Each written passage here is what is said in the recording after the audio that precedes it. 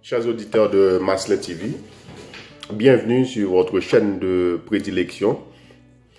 Je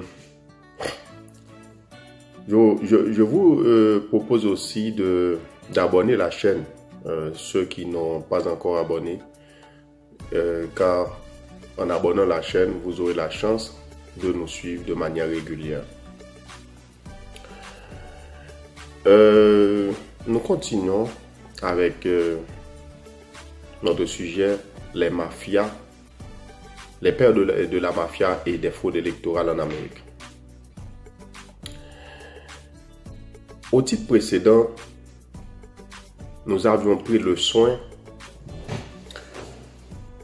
de présenter les activités criminelles de 1918 à 1924 des frères Capone et leur boss Johnny Torrio. Ils furent à la fois, comme nous l'avons dit, des gangsters et des activistes politiques de Chicago. Puis nous faisions état de la fusillade de Frank par la police de Chicago. Et aujourd'hui, nous abordons les funérailles de Frank et son lendemain, comme nous l'avons annoncé. Cette deuxième partie de notre sujet embrassera les obsèques de Frank et les lendemains de Johnny et Al. À la suite du décès de Frank, plusieurs journaux de Chicago ont condamné la police de l'avoir abattu. Pour certains autres, la police a fait un bon travail parce que Frank était un élément nuisible, un criminel. Selon un coroner de Chicago, la résistance de Frank à son arrestation justifie son abattage.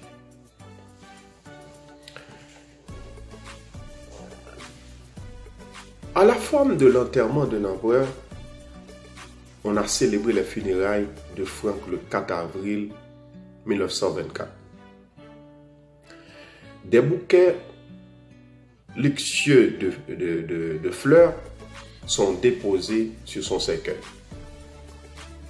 Et son cercueil, comme nous venons de dire, est orné de plaques argentées.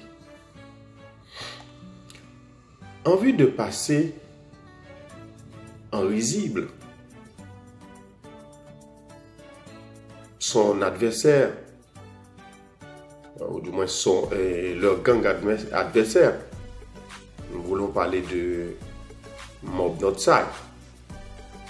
Alphonse a acheté de lui les couronnes de l'obsèque. Pour citer textuellement ce qu'a rapporté Chicago Tribune, l'événement était approprié. Par respect pour son frère décédé, Al Capone a fermé les bordels 2 heures pendant les funérailles. On a inhumé Frank au cimetière catholique de Chicago, Mount Oliver. L'arrestation de Al Capone. Après l'enterrement de Frank, ses frères Al et Ralph, toujours sous les ordres de Torrio, n'ont pas cessé de commettre des crimes de sang et fiscaux.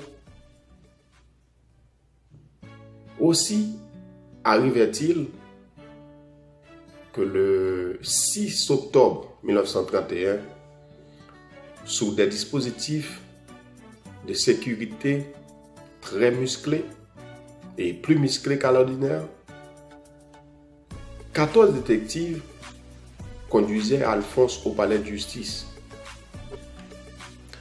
Il était à ce moment accusé de fraude fiscale. Capone fut conduit à la salle où le procès allait se dérouler. Ça se faisait.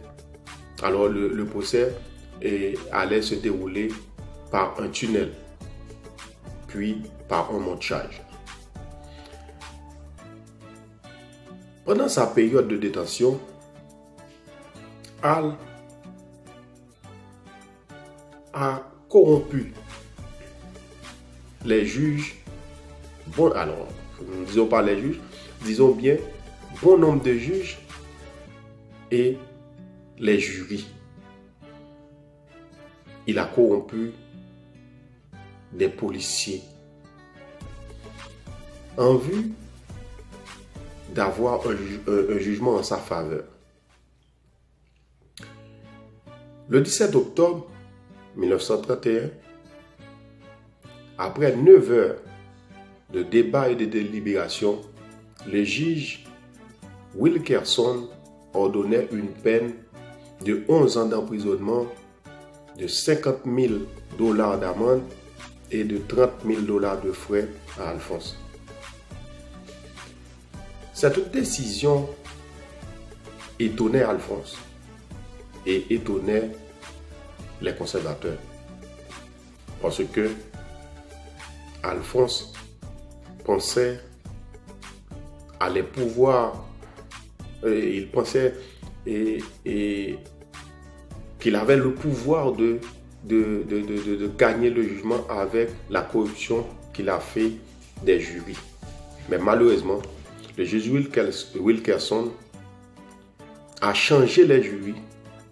Il a pris des jurys venant de la campagne pour remplacer les jurés qui étaient sur place, qu'il soupçonnait de corrompus. C'est ainsi que lui, il se diffère des autres en rendant un jugement condamnant Alphonse. Selon New York Times, Alphonse a tenté de sourire à la suite de sa condamnation, comme il en a l'habitude de faire. Mais cela l'était difficile. Les conservateurs à ce moment n'ont pas eu la chance de le protéger. À cela, on peut simplement déduire que les bandes criminelles, les fraudes électorales, la corruption, etc. ne datent pas d'aujourd'hui. Alphonse est condamné. Qu'en est-il de la suite avec Johnny Torrio et Ralph? Chers internautes, abonnez la chaîne afin de pouvoir regarder nos séances subséquentes et n'oubliez du tout pas de commenter nos vidéos chaque fois que cela vous tente. Merci de nous avoir suivis. Que Dieu vous garde.